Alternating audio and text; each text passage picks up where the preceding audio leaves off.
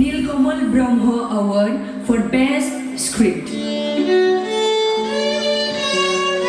रुंसारि नीलकमल ब्रह्म बिथांनि जोनोमा आथिखालनि क'क्राझार जिल्लानि सिङाव थानाय सट' आदाबारि गामियाव इं 1944 मायथाइनि 27 आगस्ट खालारखालि जादोंमोन। बिथाङा सासे गोख्रों हारिमु सिबिसुला, सुंद' सल' लिरगिरि, खन्थाइगिरि, सावथुन लिरगिरि आरो सासे फोरोंगिरिमोन। बिथांखौ सुंद' सल'नि सम्राट मुङैबो गाबज्रिनाय जायो। हाग्रा गुदुनि मै, सिलिंखार, सिरिनाय मान्दार, साखन्द्रा, मेम दावरे आरो मावरिया बिजाबा जोबोद मुंदांखा बिजाबफोर। बर'नि गिबिसिन आबुं सावथुन आलायारनआबो बिथांजोंनो सुजुजानाय। बिथाङा थांनाय इं 1998 मायथाइनि 28 नभेम्बर खालाराव रुंसारि जालाङो। बिथांनि जिउमाया सोरगोआव आलो गोजोनै थाहैथों बेखौनो गसाइनि सेराव आरज गाबहरनाय जाबाय। The nominees are सिङाव थानोङो ओंखारनो होआ आं नोंखौ दिनै हाया हाया मोनथारबाय आं सानो मालती आयं बायदि रोजा रोजा आइजोफोर दं जायफोरनि रावा नाख्रेबजानानै दं। समाजाव आइजोफोरा हौवाफोरजों समान मोनथाय गैयैखायनो बे हालोद।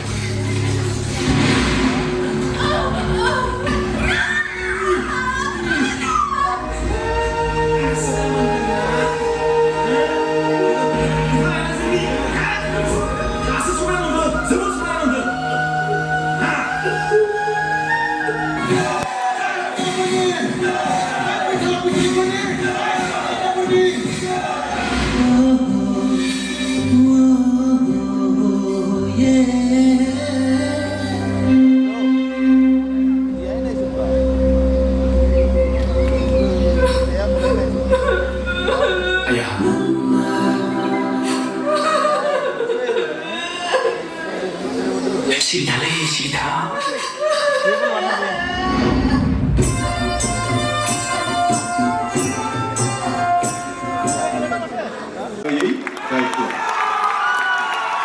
So, congratulations are now.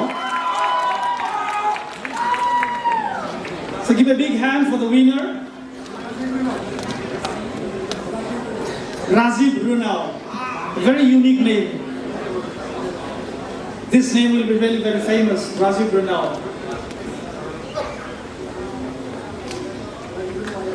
Winner honored with a trophy, a certificate and a check of